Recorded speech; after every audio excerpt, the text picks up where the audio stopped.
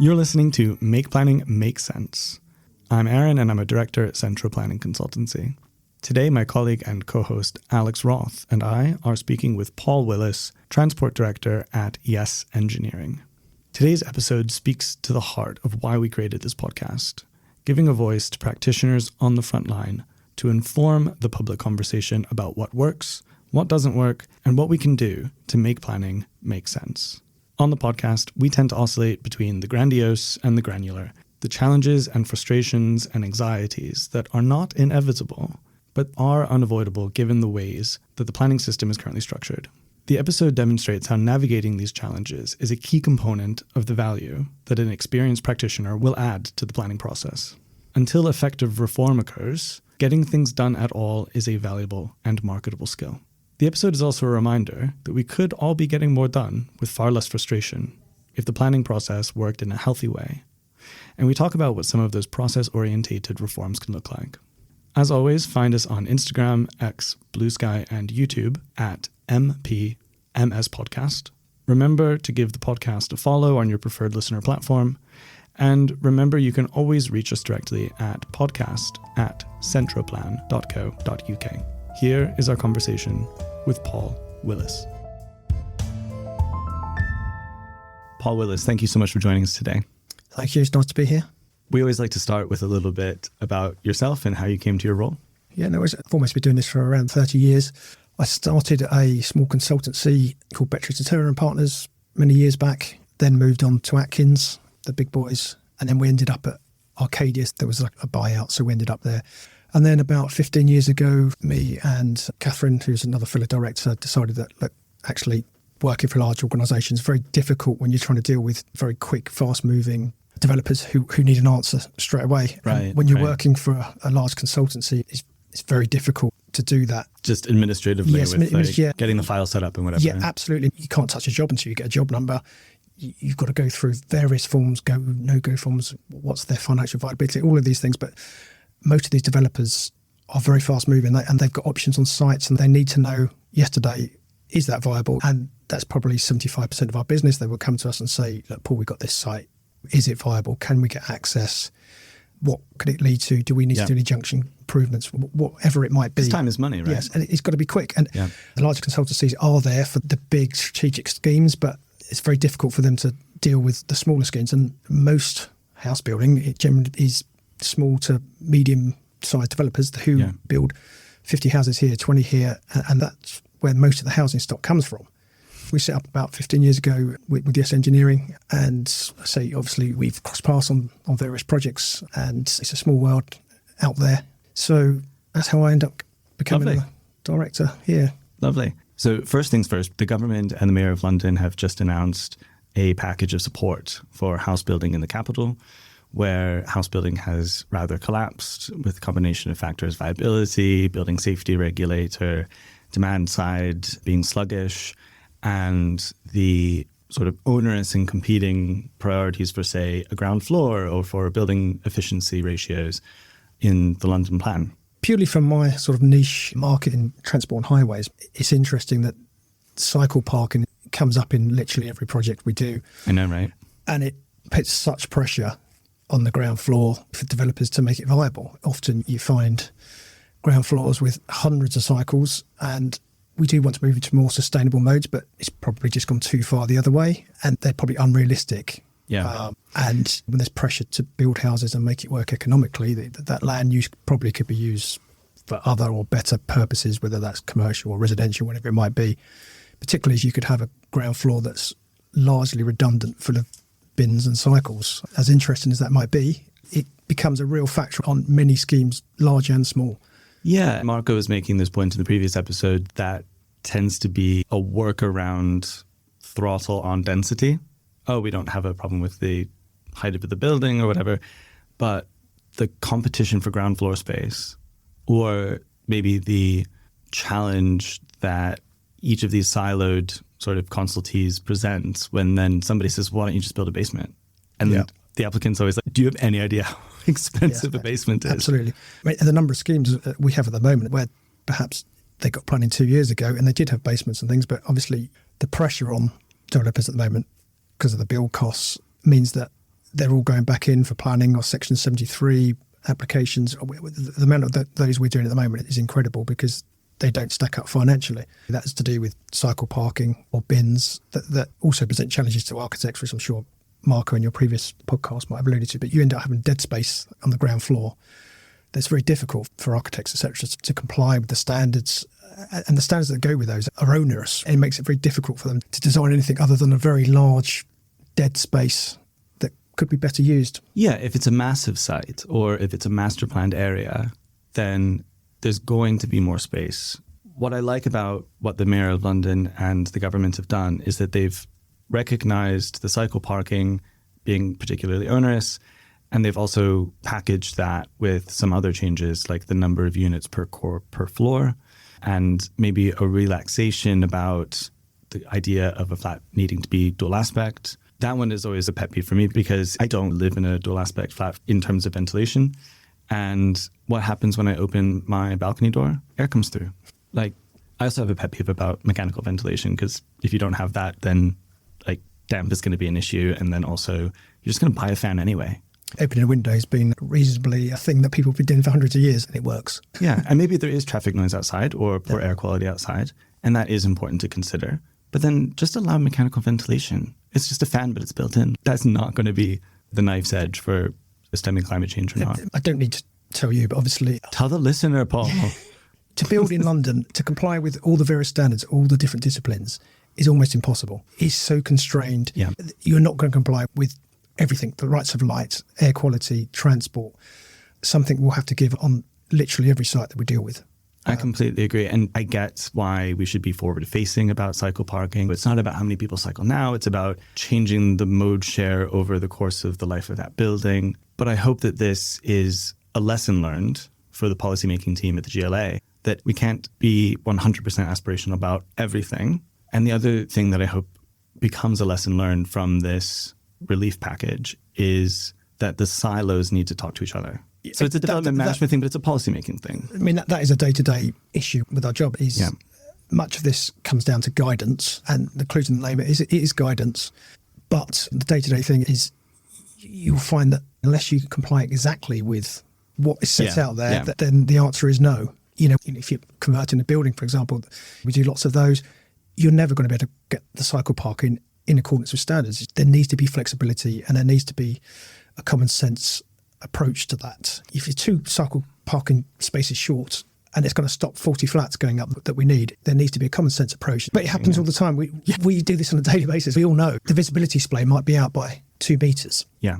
And they're not going to allow 100 flats because of it. But there's already been an entrance there for the last 100 years, and there's cars going in and out of it. You need someone with the relevant experience to sit there and go, actually, that's not an issue. There's plenty of guidance that suggests reduced visibility actually makes people take more care, for example. We were involved in an office to hotel conversion.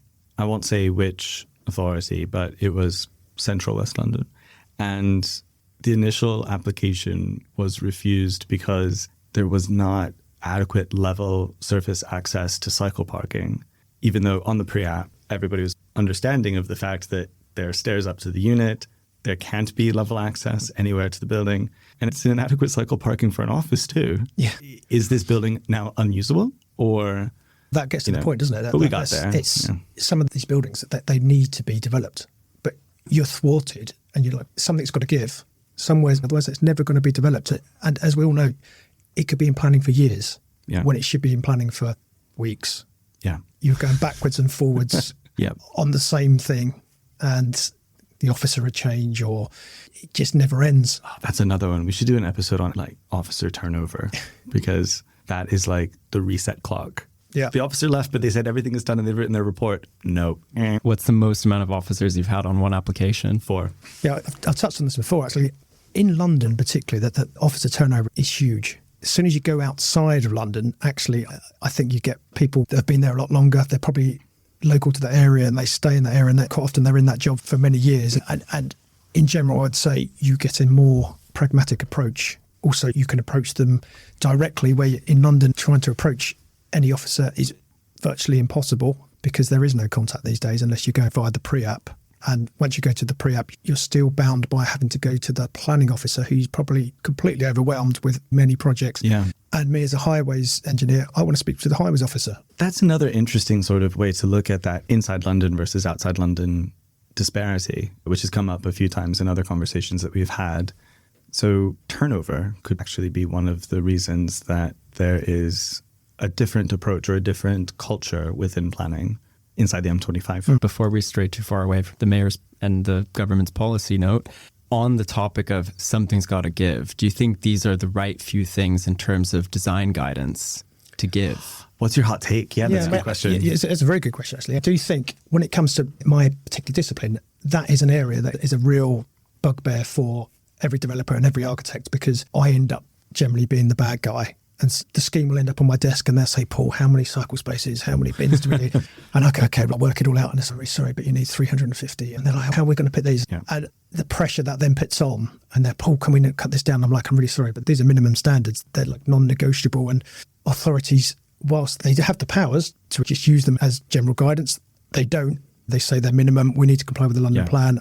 That's it. And it's black and white as that. And then I throw in, actually, you've now also got to get a 12-metre refuse lorry on site. Sorry, that's just wiped the entire ground floor out, because, again, that is also a London plan policy that servicing, in the first instance, is meant to be on site, which is something they possibly could look at as well. But it is a huge pressure on developers and really tricky for architects to navigate around. Yeah, because everybody wants to be right at the frontage. Yeah, exactly. You think, we put the bins out the back. But then, actually, when people ask you, you can't put the bins out the back because they can only will them a certain distance, but particularly if it's a flatted development, they only go 10 metres.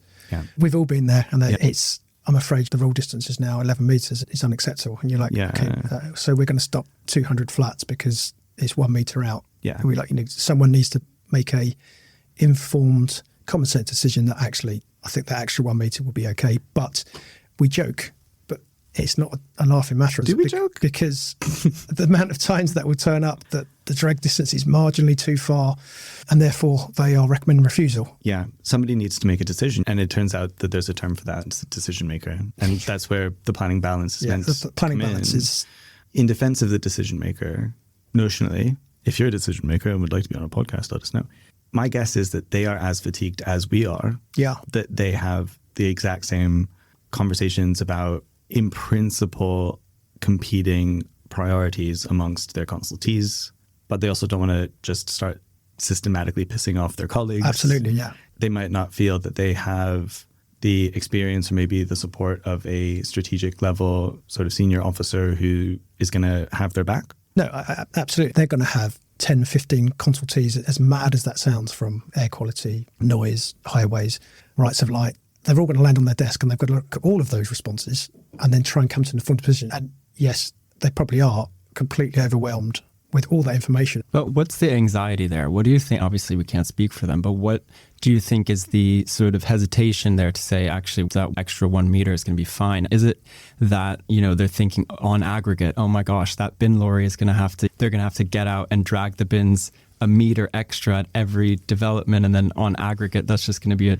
complete disaster? Roll the bins, by the way. It's called drag distance. That's like the industry standard term, but it's a roll distance, guys. Yeah, it is. It comes to responsibility. There's probably not enough experienced people available to help and work on majority of these schemes, and no one kind of wants to put their head above the parapet and say, actually, I've looked at the guidance. This 1 metre won't make any difference. 2 cycle less won't make any difference. We'll be absolutely fine. The turnover of officers is huge. So therefore, where are they getting their experience from? Traditionally, you get experience from your older colleagues who help you out all the time, but I don't think they exist anymore. And it makes it really difficult for any of them to stand up and say, actually, no, I've looked at that. I've taken that on board, and we're going to build 100 flats, and we're going to overlook that actually cycle parking doesn't quite work, or bin store isn't quite where they want it to be. And the bin store and the cycle parking would quite work, but just aren't in accordance with the let's ask for as much as we possibly can in setting a standard work. Syntactically, I don't know if that works, but I think that there's also a little bit of a culture issue as well, right? That if we just say, no, that's not the standard, try again, we can really push the envelope on the applicant and just make them think harder. And to my mind, it really does fly in the face of why our job exists, which is to front load the work for them. And if we're getting to the point that we've presented something because we have participated in those DTMs. We have advised on these things. We have faced the sort of trade-offs and whatever. Give us a little bit of faith, right? Perhaps they worry that if they give an inch on one scheme, someone's going to try and take 2 inches in the other scheme. Like perhaps that comes into their mindset that they think developers are always going to push the boundaries. Yeah. And obviously, we are there to try and maximise the scheme. That's why inherently we're all working in this industry. But perhaps they are worried about that. That said, if you work on some of the schemes outside London, it generally tends to be a bit more pragmatic and slightly easier. And I've said it before, I think you generally have officers that have generally outside London been working there for a long time. West Sussex, for example, we've done quite a few jobs there, and actually you go for pre-up there, it's free, and they are very good. Yes, it's free. Really good advice. The feedback is amazing. Wow. And it's really helpful. But what that means is actually that process takes a tenth of the time. You straight away, okay, you need to do X, Y, and Z to get this through and demonstrate it. You satisfy the officer that it all works. Or it doesn't work, but there's mitigation that will allow it to work. But in London, it's so much more tricky. You don't see the same officer generally twice, and you're never allowed the direct contact with your peer on the council to try and have a conversation with them. If you just have a conversation about it, you've saved yourself 4 emails. And so it feels inefficient to just be on the phone, but that is fantastically more efficient.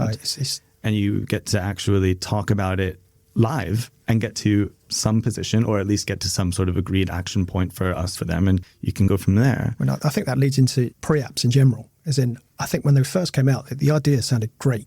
Everyone get around the table. But as we all know now, pre-apps, I would suggest, highly clog up the system and do not do what they're meant to do. Unfortunately, we want a pre-app. Okay, we can give you one in 3 months. Developers probably sat on that land, paying a huge amount of money in mortgages or whatever else. And then we all turn up and the planning officer is dragged on, and there'd be no one from highways there. There'd be no one from design there, or whoever it might be. So you're sat there, and the developers obviously paid a fortune for this, and I can't have a chat with the highways person because they're not there. And then we're going to have to wait several weeks for the response back. And the response back will just be a standard response. Please do a transport assessment and a travel plan. Okay, but why? And what do I need to demonstrate? What's the issues? If I wanted to ask those questions, I can't. I then have to go back to the poor old planning officer who's dealing with everyone's. If you need further information, then this will be subject to a new pre-app. I just want to ask, do we need to provide more parking? Do we need less parking? Do we need to do a survey? I'm sure the planning officer is highly stressed at this point that we have 20 questions and none of them are answered in the pre-app. From our perspective, when a client says, oh, do we need to do a pre-app? So we understand what the submission requirements are. The answer is no. There's a bit of checklist. We tell our clients the only time that there's really a need for a pre-app, or that it's even going to add a value, is where there's a subjective issue that needs to be discussed so we can understand that decision maker's perspective, right? So design, heritage, townscape. Or if there's a genuine policy conflict from the development plan and we need a steer on priorities. We've definitely been in pre-apps that have cost thousands and thousands of pounds, and you're at the table and it's frosty and they say, you're going to need to do an air quality neutral assessment. Yeah, we know. Thanks for that. But then you start talking about design and say, oh, you guys haven't read it. I get everyone's really busy. We've also waited maybe a month for that pre-app meeting to occur. I would rather that they get in touch the day before and say, I honestly have not read the materials. Instead of just kind of rock up. You turn up sometimes. You turn up and you say it's frosty. It's interesting you say, unfortunately, that is the kind of general feeling when you go to most pre-apps. It's almost feel like you're there for a battle rather than actually to work together. I can't remember the last time I sat in one where everyone goes, well, that looks a really good scheme. Just perhaps give this a tweak and that a tweak. But it generally isn't. It's not, everyone sort of walks out, let's go and grab a coffee and discuss that because it didn't sound very good. And then you go from there, which I think is a shame, because I do think when the pre-apps first came out, the idea sounded great, but it doesn't generally pan that way, does it? It's generally more of a battle than it is a positive working together relationship to come up with the best scheme possible. So there's actually 3 things. There's the cost, the culture, and then the purpose. The culture thing's a really difficult point. It was something that I needed to learn at the start of my career in planning because it doesn't seem obvious, but I learned it quite quickly. We're there to write a planning statement and give them a nice sort of prepackaged assessment of the scheme in relation to the development plan and material considerations. We're also really there for the interpersonal respect building. because if they don't trust anybody, if they don't respect anybody who's just submitted information, you're going to have a much more difficult time even understanding what their priorities are amongst conflicting policies. So it just becomes so essential to have that mutual respect. And for me, and I think for Centro, I would say part of that is having the patience that they're snowed under, they're overwhelmed, they've had enough applications where the information is bad. And you have to be like, yeah, but that's not us. Or look, what you're passionate about is just not in scope. And so you have to have these frank conversations. Cost. We were talking about this earlier. In the London Borough of Ealing, a pre-app for anywhere from 10 to 99 residential units is £14,000. Crikey. I think I would want a fully designed scheme for that. I would say if there's a set of actions, right, if we were to distill the whole podcast, all the takeaways, one of those items has to be for pre-applications not to be profiteering. Yeah, all the reports we do wouldn't come to that. Right, It would be interesting to know what that would cover, because I joke, but I would want some sort of design scheme to come forward. Probably 2 months off. You can have 2 months off. Yeah, that does seem a lot of money. I'd want a very good response back for that. Yeah. So either they have a director working on it for 8 straight weeks and only that, or it's profiteering. And the worst thing is that sometimes those expensive pre-apps are also the ones, I'm not talking about Ealing here, but sometimes a pre-app is both incredibly expensive and the officers aren't prepared. That's really problematic. It is problematic. That goes back to what I was saying earlier, isn't it? If you can have that direct contact with an officer and say, we've got this scheme coming forward, can we have a quick conversation? Yeah. It would be, I know they talk about streamlining planning, but as it currently stands, things need to change quite significantly. Yeah. The pre-app process is, I'm afraid, isn't quite there. It's broken. It doesn't really work in general. Even when people sign like a PPA agreement, the amount of arguments I've seen where they said, look, we paid your PPA agreement and it costs a huge sums of money. And you see the planning consultant chasing a response saying, can we have a response? We signed this very expensive PPA agreement. We're due another meeting. Can we see the latest design with you? Oh, sorry, no one's available.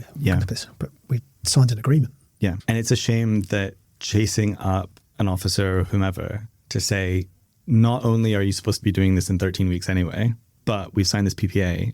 So now we have paid a lot of money for a pinky promise that you actually are going to just engage with us. Writing that email to say, we even paid you extra. Can you just engage with us, which is also the job, is really, it's really frustrating, frankly, as an agent, because that's not what I want to be writing. Unfortunately, you know your client were going, Aaron, have we got a response back? And you're like, I've tried. Yeah. And it can be very difficult when you're dealing with an authority that doesn't respond.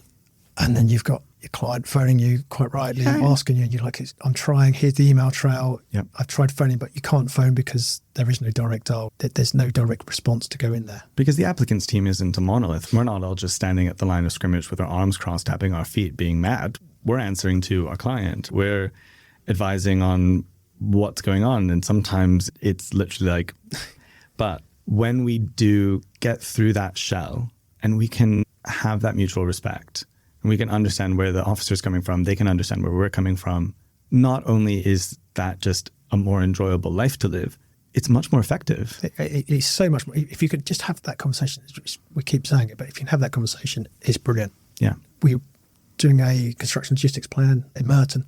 Officer there, absolutely fantastic. We could phone him up. He said, please phone us up before you submit to agree all the finer points together, because it's a tricky report. The construction, it can be very challenging. And we went through it together, all done and dusted in a matter of days. Whereas I can flip that to ideal most other boroughs, and that will not happen. Yeah. You would just receive a response saying that condition's not acceptable, and there's been no opportunity to amend it beforehand. That's also a frustration, just to tweak something, and then you literally receive an email saying this has been refused. And it might be the most simple thing that you could just change, and you would have it back on their desk the same day. We'll be right back.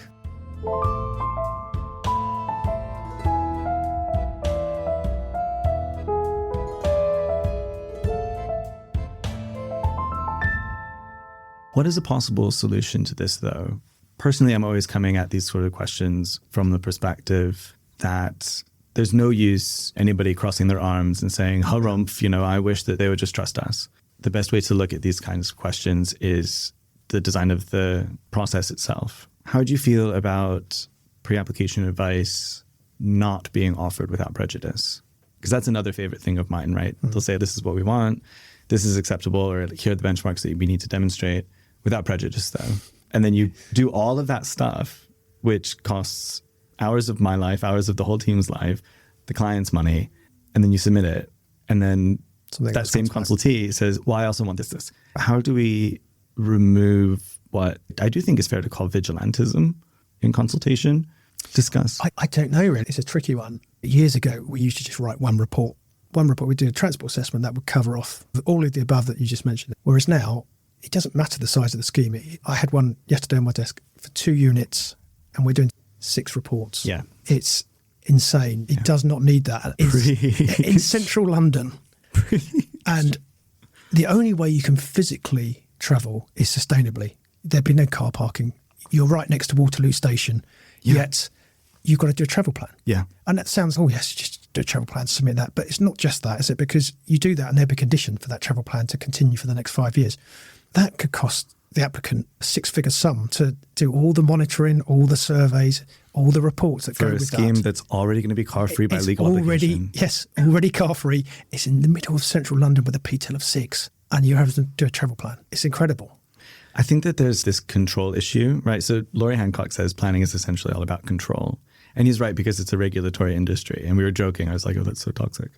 But there are certain things that I think people want to regulate because they feel responsible to be coming up with the questions. We were just involved in a pre-app where the proposal included some community use. And the officer mentioned, we're concerned about over-provision of community uses. And I'm like, what? Over-provision of community uses is just not a planning consideration. There's never enough community uses either, is there? And I think the travel plans are along this vein, right? Because how are people going to get around the same way that they did before cars existed, because they're not going to be able to use one? That's it. But I think we touched on it with the information that came out today with the GLA talking about reducing the cycle parking and things like that. Perhaps that was another one that they could have thrown in there. If it's a PTEL of 4 and above, clearly you're not going to need a travel plan. Everyone's going to be travelling sustainably. It's one less thing that the developer needs to pay for. And not only do they need to do that, they'll submit a travel plan with the application, which that could be conditioned. If you want a travel plan, absolutely fine. Condition it. No, that needs to be up front. A draft one will be up front. There'd be a draft construction logistics plan up front. There'd be a draft delivery and servicing plan up front. There'd be a draft parking management plan up front, even though it's only got 2 disabled blue badge bays. Yeah. All of those could be conditioned. I'm reminded of the planning practice note that the GLA released in December, reminding decision makers that their, say, housing design standards guidance and all their other LPG guidance is just guidance, guys. You don't really want to refuse an application because you can see the lift shaft overrun from the street. Is this most recent sort of relief package a reminder that they could be doing that more frequently? The London plan was adopted 4 years ago. Yeah, and each local authority, they don't have to apply it rigidly. Exactly, but knowing that they do, and maybe the GLA doesn't know this, but they should, knowing that they still do tend to apply these things rigidly, things like dual aspect. Do you think maybe there's an opportunity for strategic regional authorities like the GLA to maybe say more frequently when things are under review? Guys, what if they had said earlier, actually, the 8 units per core per floor standard is actually making buildings really inefficient, and it's not actually fostering community connection? Absolutely. As you say, it definitely could go further, and the discussion to say this is guidance. I find it amazing. A 2-unit scheme ends up on my desk in the first place. You don't need a highways engineer to tell you that the impact for 2 units is going to be effectively nothing. And I think NPPF, we always say paragraph 116 says it should only be refused if the impact is severe. Quite clearly, 2 units, no matter if they don't provide enough car parking, is never going to be severe. Yet this applicant is going to have to write a transport assessment, a travel plan, and everything else for 2 units. No, but it's interesting that they focused on design requirements, right? Now we're talking about evidence requirements. Design requirements are going to be much more impactful in terms of GDV and cost. And in comparison, I suppose evidence requirements, the cost of doing the travel plan for a period of 5 years, I'm not sure, but maybe it just is less significant than that design of the cost of having that 8 units per core per floor. But what goes with that is, let's just say we have to do our 4-6 reports. That's then stuck in planning for someone, for the design team to look at.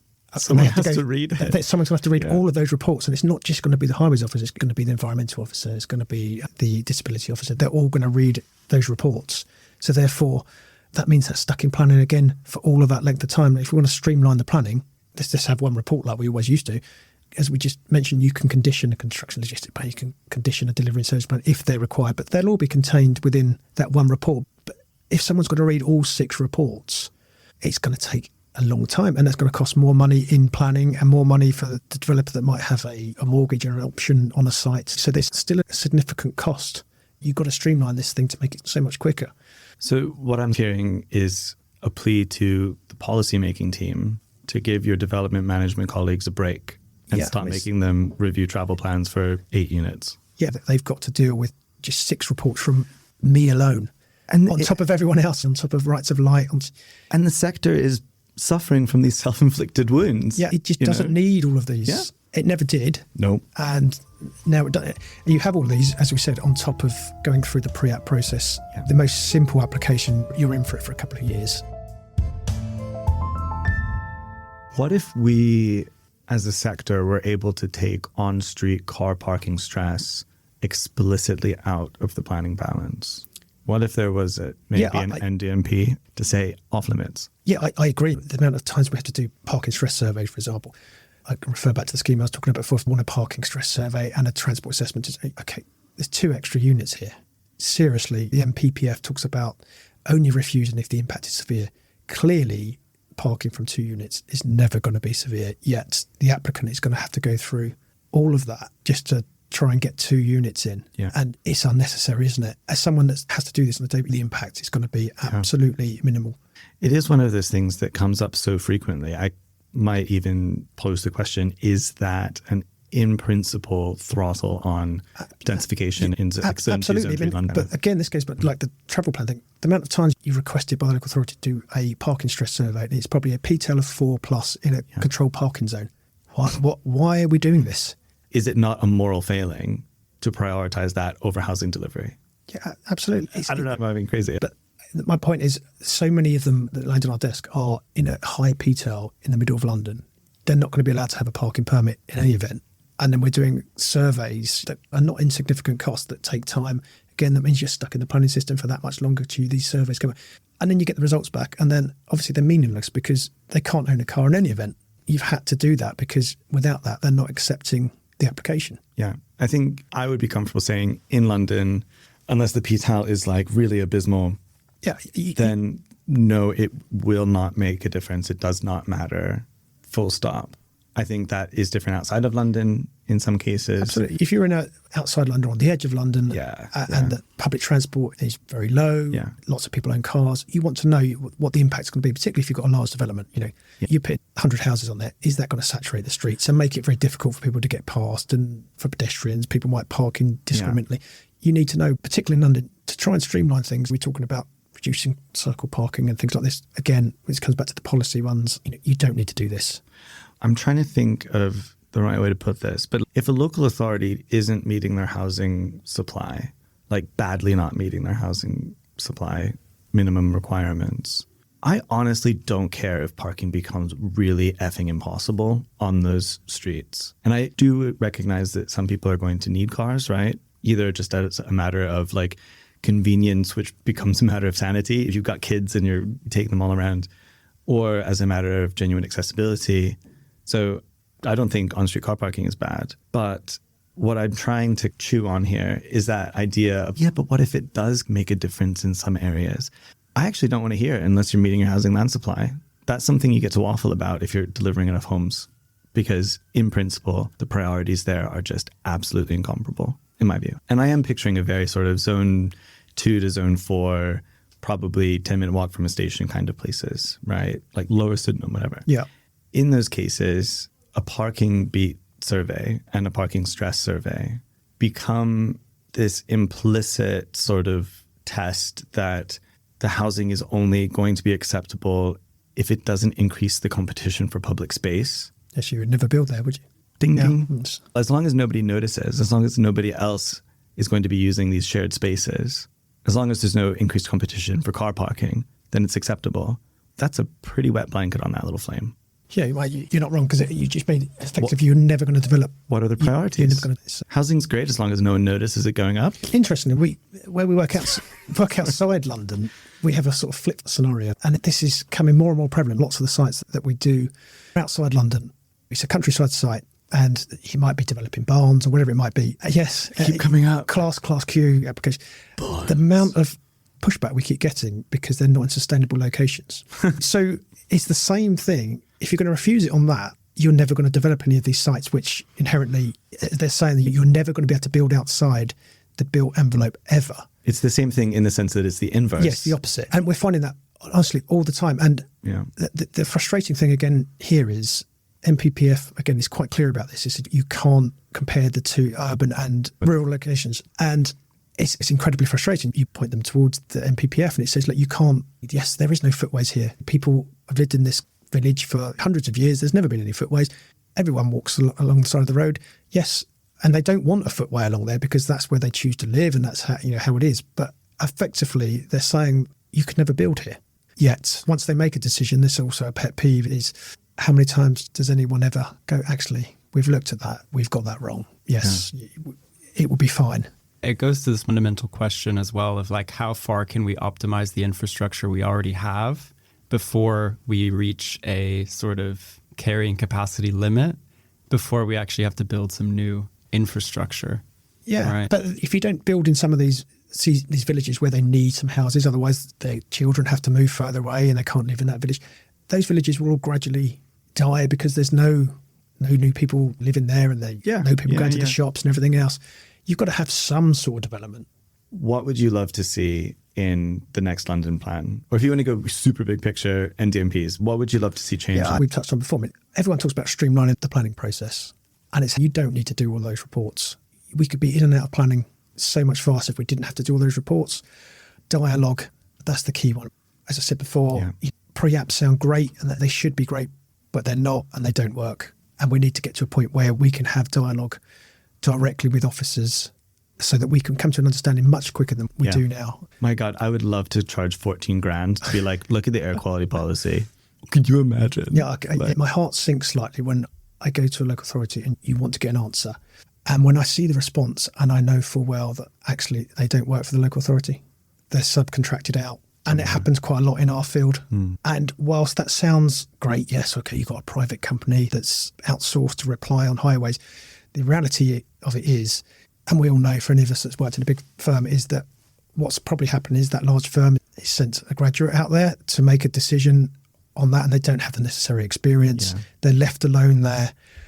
I'm sure someone will try and contradict me and say that this is not what happened, but I know it is. I've worked for a large firm and that's how it is because that's where you make your best profit margin. They're generally not local people that have the knowledge of that area and they will literally look at policy or guidance and say it doesn't comply X, Y and Z and that is it. And you can't contact them because obviously they are remote from somewhere else and you're like, can we have a conversation? It's no, we don't do that. You have to go via the officer and we give our response. And you're like, this could be done in 5 minutes. So that's the kind of response back where you get a comment from a consultancy that says, 11 meters rule distance. They're able to fill in their timesheet and put the hours against it. And perhaps cynically of me, their timesheet gets nicely filled up each time that they respond. There's always a top up to a third party representation. Yeah, absolutely. It's incredibly frustrating. Yeah. I was involved in a local plan inquiry on behalf of a parish council.